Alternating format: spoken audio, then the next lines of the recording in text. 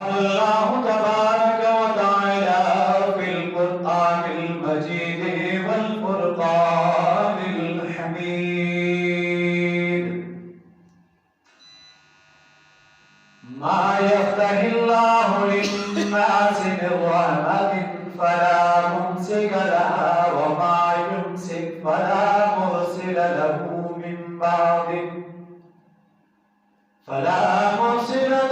من بعده وهو العزيز الحكيم. آمنت بالله صدق الله مولانا العظيم وبلغنا رسوله النبي الكريم الأمين ونحن على ذلك لمن الشاهدين والشاكرين والحمد لله رب العالمين. جمعہ مبارکہ میں اللہ کی رحمت کے حقدار ٹھہرنے اسباب کا ذکر ہوا کہ بندہ کون سے کام کرے تو اللہ کی رحمت کا وہ حقدار ٹھہرتا ہے، اللہ کی رحمت اسے عطا ہوتی ہے. اور آج کہ جمعہ مبارکہ میں کچھ ان چیزوں کا ذکر ہوگا کہ بندہ اگر وہ کام کرتا ہے تو اللہ کی رحمت سے وہ محروم ہو جاتا ہے. یعنی کون سے ایسے کام ہیں، کون سے اسباب ہیں کہ جو ہم سے رحمت الہیہ کو دور کر دیتے ہیں، محرومی کا سبب بن جاتے ہیں کہ رحمت الہیہ ہمیں نہیں ملتی. اس وقت ہم جن حالات سے دوچار ہیں ان کا بھی تقاضا یہ ہے کہ ہم اپنے اعمال کا جائزہ لیں کہ باری تعالیٰ نے مسلمانوں کو تو سر بلند رکھنے کا وعدہ فرمایا ہے اور یقیناً اللہ کا وعدہ جو ہے وہ سچا ہے. آخر کن کرتوتوں کی وجہ سے، کن حرکات کی وجہ سے ہم محروم ہوتے جا رہے ہیں؟ ہمیں یہ اپنا محاسبہ کرنا پڑے گا، اپنی زندگی پر نظر دوڑانی پڑے گی، ہمیں سوچنا پڑے گا، سوچ و بچار کرنی پڑے گی کہ اللہ کا وعدہ تو سچا ہے اور اس نے وعدہ کیا ہے کہ میں مسلمانوں کو جو سر بلند کروں گا، لیکن اس کے باوجود مان لو اس کے برعکس نظر آ رہا ہے تو یقینی طور پر پھر ہمارے اندر کوتاہیاں وغیرہ جو ہے نا وہ موجود ہیں. اب محرومی کا جو اسباب ہیں ان میں سے ایک سبب وہ ہے بددیانتی، بدعنوانی. یہ ہمارے معاشرے میں روز بروز بڑھتی جا رہی ہے. اسی طرح محرومی کا ایک سبب اپنے مفادات میں مگن ہو کر اسلام کی سربلندی سے غافل ہونا یہ بھی ہے اور جہاد کو ترک کر دینا یہ بھی محرومی کے اسباب میں سے ہے، جس کے نتیجے میں مجموعی طور پر امت مسلمہ جو ہے ناگفتہ بھی جو حالات ہیں ان سے دوچار ہے. آج یہاں 8 دسمبر ہے اور 9 دسمبر یہ پوری دنیا میں یوم انسداد بدعنوانی یعنی انٹرنیشنل اینٹی کرپشن ڈے یہ منایا جاتا ہے. اس کے علاوہ غزہ کے جو مظلوم مسلمان ہیں اس وقت امت مسلمہ کو پکار رہے ہیں جہاد کے لیے. چنانچہ رحمت باری کی طرف متوجہ کرنے کے لیے انہی اسباب کا آج ذکر کیا جا رہا ہے کہ ان اسباب سے ہم اپنے آپ کو بچائیں اور رحمت الہیہ کے حقدار ٹھہر جائیں. اگر ان چیزوں کو ہم نے اپنے اندر سے دور نہ کیا تو پھر رحمت الہیہ کے حقدار ہم نہیں ہو سکتے. ان چیزوں کا ذکر جو ہے یہ آج کے جمعے میں ہوگا۔ اب سب سے پہلے جو چیز محرومی کا سبب بنتی ہے وہ قطع رحم ہے۔ رشتہ داروں سے تعلقات کو ختم کر دینا، توڑ دینا، چھوٹی چھوٹی باتوں پر ناراض ہو جانا، یہ چیز ہے، بندہ اللہ کی رحمت سے محروم ہو جاتا ہے۔ اللہ تعالیٰ یہ بات پسند کرتا ہے کہ مسلمان جو ہے وہ اپنے رشتہ داروں کے ساتھ حسن سلوک کریں، اور اگر انہیں ضرورت ہو حسب اطاعت ان کے ساتھ مالی تعاون بھی جو ہے وہ کیا جائے، اور ان کے دکھ درد میں شریک ہو کر شریک ہونا چاہیے، کیونکہ ایسا کرنے سے، ان کے دکھ میں شریک ہونے سے یا ان کے ساتھ مالی معاملات کرنے سے، حسن سلوک کرنے سے اللہ تعالیٰ کی جو رحمت ہے اس کی خوشخبریاں پھر عطا ہوتی ہیں۔ جبکہ رشتہ داروں سے کسی شرعی وجہ کے بغیر تعلق توڑنا اللہ تعالیٰ کو ناپسند ہے، اور ایسا کرنے والا جو شخص ہے وہ خصوصی رحمت سے محروم ہو جاتا ہے۔ حضرت سیدنا عبداللہ بن ابی اوفا رضی اللہ تعالیٰ عنہ ان کی روایت ہے، اس روایت کا یہ خلاصہ ہے، مفہوم ہے، فرماتے ہیں کہ ہم عرفہ کی رات رسول اللہ صلی اللہ علیہ وسلم کی بارگاہ میں بیٹھے ہوئے تھے، حاضر تھے۔ آپ نے ارشاد فرمایا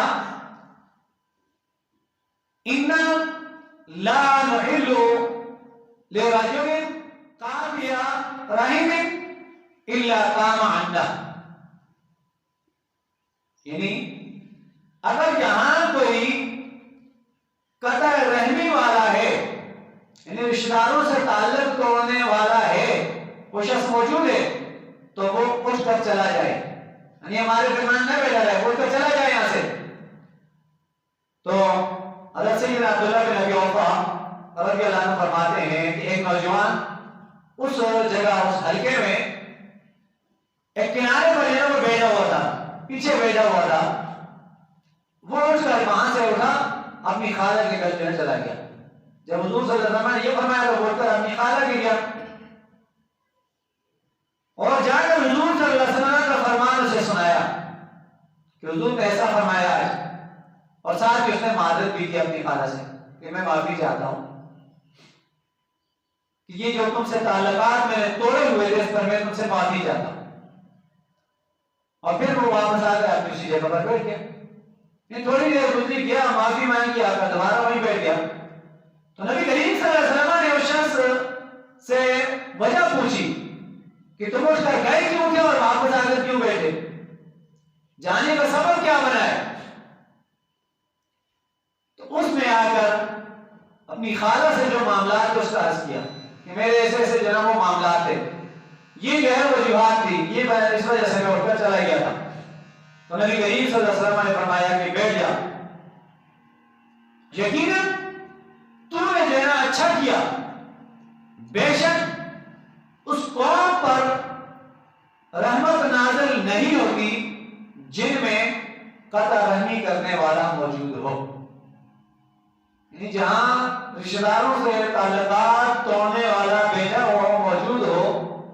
تو اس جماعت پر، اس گروہ میں، اس بستی پر، اس علاقے پر اللہ کی رحمت بھری ہوتی، ان سے محروم ہو جاتے ہیں اس ایک کی وجہ سے۔ اب یہاں پر سوال یہ پیدا ہوتا ہے، ایک آدمی کی وجہ سے، قطع رحمی کرنے والے ایک ہے، اس ایک آدمی کی وجہ سے پوری جو قوم ہے وہ رحمت سے کیوں محروم ہوتی ہے؟ محدثین اکرام نے فرمایا کہ جس قوم میں ایک شخص اپنے رشتہ دار کی حق تلفی جو ہے وہ کرتا ہے اور دوسرے اس کے گناہ پر مدد کرتے ہوں، یا قدرت ہونے کے باوجود اسے جو ہے روکتے نہ ہو، تو وہ سب لوگ رحمت سے محروم رہ جاتے ہیں، کیونکہ قدرت کے باوجود گناہ سے نہ روکنا یہ بھی ایک گناہ ہے. تو قطع رحمی اس کے متعلق ہم اپنی صورتحال کو دیکھ لیں. اپنے گریبانوں میں چل کے کسی اور پر تنقید نہ کریں، انگلی نہ اٹھائیں، اپنے آپ پر غور کریں. تو پھر ہمیں بہت افسوس ہوتا ہے کہ ہم معمولی سی باتوں پر رشتہ داروں سے اپنے تعلقات جو ہے نا وہ توڑ دیتے ہیں، اور یہ ہمارے ایک معمول بنا ہوا ہے. معمولی سی بات ہمارے لیے رشتہ داروں سے تعلقات چھوٹی چھوٹی باتوں پر توڑ لی. اگر ہم اپنی سوچ میں بہتری لائیں اور چھوٹی چھوٹی باتوں سے درگزر کرنا جو ہے نا ان کو معاف کرنا سیکھ لیں اور اس عادت کو جو ہے نا اپنا لیں، اس سے ہمارے رزق میں بھی برکت ہوگی، اس سے ہماری عمر میں بھی جو ہے وہ برکت ہوگی. ہم اپنے بزرگوں کو دیکھیں تو ہمارے بزرگوں کے کیا معاملات تھے، کیسا دور انہوں نے گزارا. عمریں بھی زیادہ ہوتی تھیں، رزق بھی ان کو وافر مقدار میں اللہ دیتا تھا. اس کے مقابلے میں آج دیکھیں تو سہولتیں بھی ہمارے پاس زیادہ ہیں، پیسہ بھی ہمارے پاس زیادہ ہے، سب چیزیں ہیں، لیکن عمر میں جو برکت ہے وہ ختم ہو گئی، اور رزق میں جو برکت ہے وہ ختم ہو گئی. اس کی سب سے بڑی وجہ یہ ہے کہ ہم نے جناب رشتہ داروں سے تعلقات کو توڑنا یہ معاملات اپنا وتیرہ جو بنا دیا، شیوا بنا دیا، جبکہ ہمارے جو بڑے تھے بزرگ تھے وہ ایسا نہیں کرتے، وہ درگزر کرتے تھے. اس لیے آج ہمیں اس بات پر ذرا غور کرنا ہے، اپنے گریبانوں کو جو ہے وہ جاننا ہے اور اپنی سوچ کو جو ہے وہ بدلنا ہے، اپنے رویوں کو جو ہے وہ بدلنا ہے. تو ذہنی سکون، عمر میں برکت، رزق میں برکت یہ ہمیں جب ملے گی جب ہم اپنی سوچ کو بدلیں گے اور چھوٹی چھوٹی خطاؤں سے ہم درگزر کریں گے، ان کو جناب معاف کریں گے، تو اللہ تعالیٰ رزق میں بھی برکت دے گا، عمر میں بھی برکت دے گا، اور ہمیں ذہنی طور پر سکون بھی جو ہے نا وہ میسر رہے گا. تو اللہ کی رحمت سے محرومی کے اسباب میں سے پہلا سبب قطع رحمی ہے، رشتہ داروں سے تعلقات توڑنا ہے، یہ پہلا سبب. ایسے ہی دیگر جن اسباب کو قرآن اور حدیث نے ہمارے سامنے جو ہے وہ بیان کیا، وہ ان چیزوں میں سے ایک چیز بدعنوانی ہے، بددیانتی ہے. چونکہ ایمان یہ ایمانداری کا جو نام ہے، اور اسلام مسلمانوں کو اپنی تمام ذمہ داریوں کو دیانتداری کے ساتھ پورا کرنے کا جو وہ حکم دیتا ہے. اللہ تعالیٰ کی چاہے وہ عبادات ہوں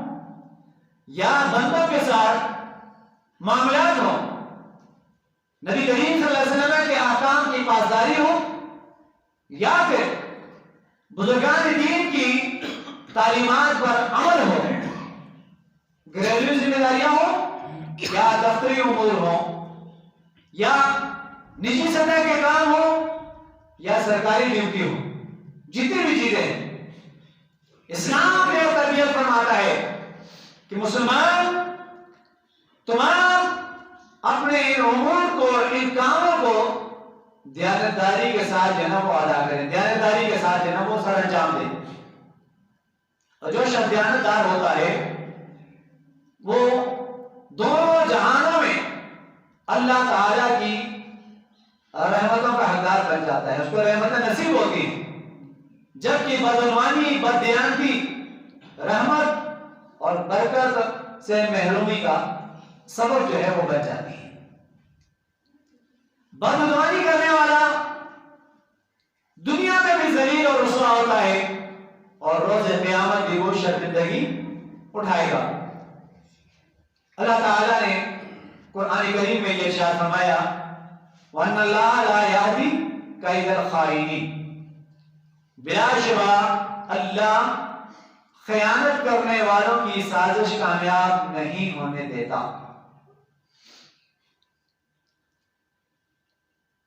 مفسرین اکرام نے اس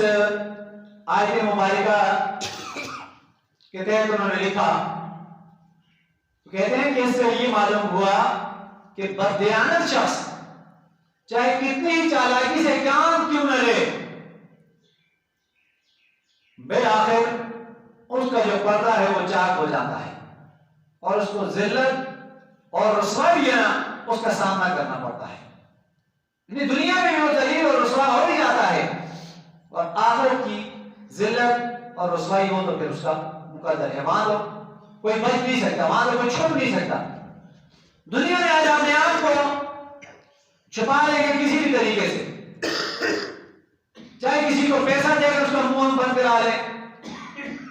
جھوٹے مقدمات درج کروا کے ہم معاملات کو جناب کر لیں، کچھ بھی کر لیں، یہاں تو بچ جائیں گے. لیکن آخرت میں کوئی نہیں بچ سکتا. پھر وہاں نہ کوئی ایسی سفارش کام آئے گی، نہ ہی جھوٹ کام آئے گا، نہ ہی کوئی بہانے بازی کام آئے گی، نہ ہی پیسہ کام آئے گا، کچھ بھی نہیں آئے گا. تو یہ بددیانتی جو ہے، بدعنوانی جو ہے، یہ بھی اللہ کی رحمت سے محرومی کا سبب جو ہے بن جاتی ہے. اس سے بھی اپنے آپ کو جو ہے وہ بچانا ہے. اور بددیانتی صرف یہی نہیں ہے کہ بندہ یہ کہے کہ بھائی اس میں کچھ مال میرے پاس بطور امانت رکھا ہے،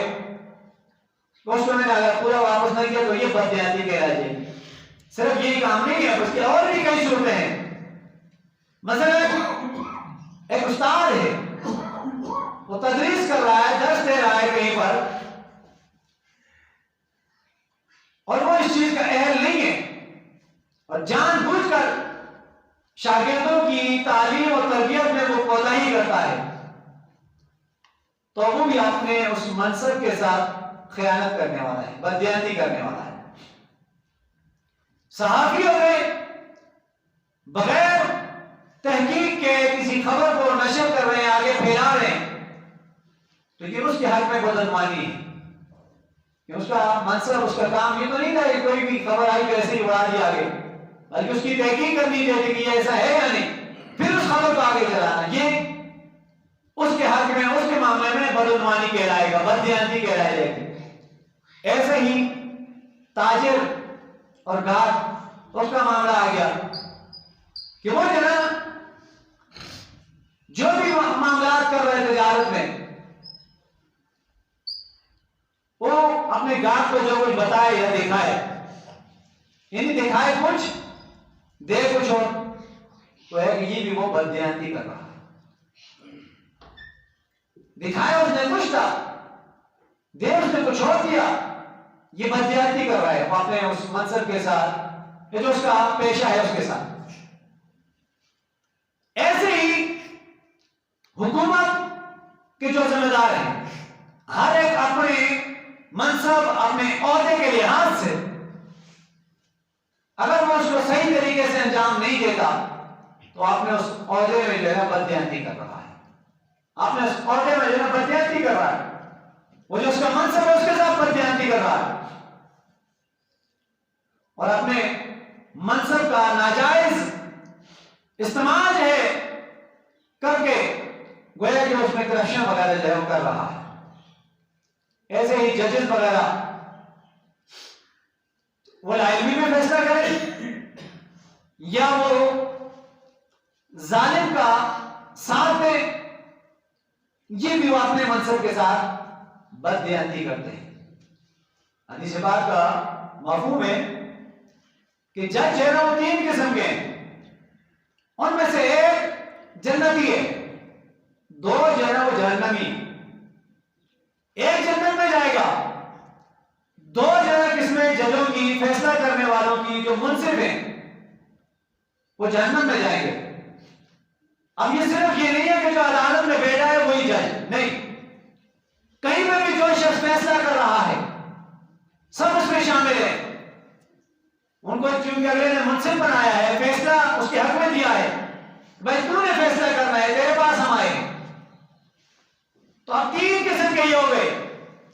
ایک تو وہ ہے کہ جس نے حق بات کو پہچانا اور حق بات پر اس نے فیصلہ کیا بغیر کسی کی پرواہ کیے ہوئے، رشتہ داری کا کوئی یاد نہیں رکھا، اور عہدے کا منصب کا کوئی لحاظ نہیں رکھا،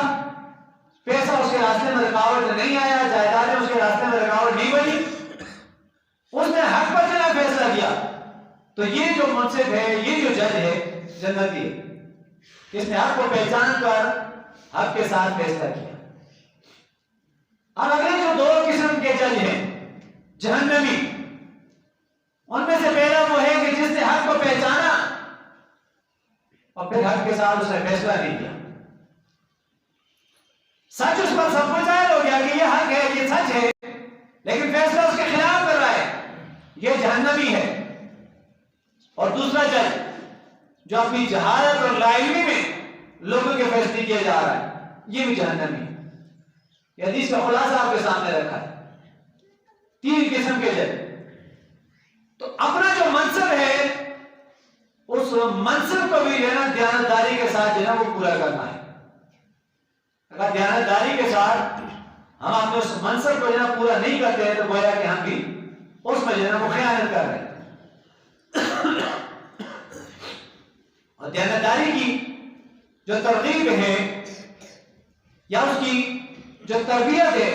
یہ قرآن اور حدیث میں کئی جگہ پہ ہمیں جو ہے نا وہ دی گئی ہے، ہمیں بتایا گیا ہے کہ دیانتداری سے جو ہے وہ کام لینا ہے، دیانتداری جو ہے وہ کرنی ہے۔ مسلمانوں کو بددیانتی سے رکنے کا قرآن نے جگہ جگہ جو ہے وہ حکم دیا ہے۔ سیدنا فضالہ بن عبید رضی اللہ عنہ سے جو ہے نا مروی ہے کہ نبی کریم صلی اللہ علیہ وسلم نے حجۃ الوداع کے موقع پر فرمایا، کیا میں تمہیں بتاؤں کہ مومن کون ہے؟ صحابہ سے حجۃ الوداع کے موقع پر کہا کہ مومن کے بارے میں بتاؤ، مومن کون ہے، کس کو مومن کہتے ہیں؟ فرمایا مومن وہ ہے جسے لوگ اپنی جانوں اور مالوں کے بارے میں امین سمجھیں، یعنی لوگوں کو اس کی امانت پر، اس کی دیانتداری پر اتنا بھروسہ ہو کہ وہ کہیں کہ یہ نہ تو کسی کی جانی نقصان پہنچائے گا، نہ ہی کسی کے مال میں خیانت کرے گا، تو کہا کہ یہ شخص مومن ہے۔ اس چیز کو اپنے سامنے رکھیں، اسلام ہمیں ان چیزوں کو حکم دیتا ہے اور ہم ان چیزوں سے آج دور ہوتے جا رہے ہیں، ہٹتے جا رہے ہیں۔ مومن کا غلط سے مومن کو دیکھیں تو یہ مومن امان سے بنا ہے، امان کے معنی ہوتے ہیں محفوظ ہو جانا۔ تو جب کسی کا مال، کسی کی جان یہ ہم سے محفوظ ہی نہیں ہے تو ہم مومن کہاں گے؟ تو مومن کا معنی جب صادق آئے گا جب اسے کہنے کی ضرورت ہو کہ بھائی میں کسی کو نقصان پہنچانے والا نہیں ہوں، میں ساتھ ہی گھوم رہا بھی ہوں، کہنے کی ضرورت ہو، بلکہ لوگ خود گواہی دیں، لوگ خود کہیں ہاں یار یہ امانت دار ہے، یہ شخص ہے نا دیانتدار ہے، یہ ہے مومن، یہ ہے ایمان والا، لوگ یہ کہیں اور خود اس کو نہ کہنا پڑے کہ ہاں میں نہیں یار میں ایسا ہوں۔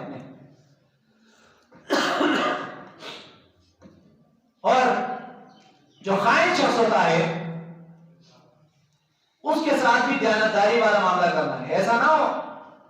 کہ ہم کہیں یار یہ تو میرے ساتھ اس نے خیانت کی تھی تو چلو آج آیا میرے اس کو ہاتھ میں تو اب دیکھتا ہوں میں اس کے ساتھ، نہیں ایسا نہیں۔ اسلام اس چیز کا حکم نہیں دیتا، اسلام تب بھی ہمیں دیانتداری کا حکم دیتا ہے، سامنے والا کوئی بھی ہے تم نے اس کے ساتھ اپنے لحاظ سے نہ دیانتداری والا ہی معاملہ کرے گا۔ پروردگار عالم سب کو عمل کی توفیق عطا فرمائے۔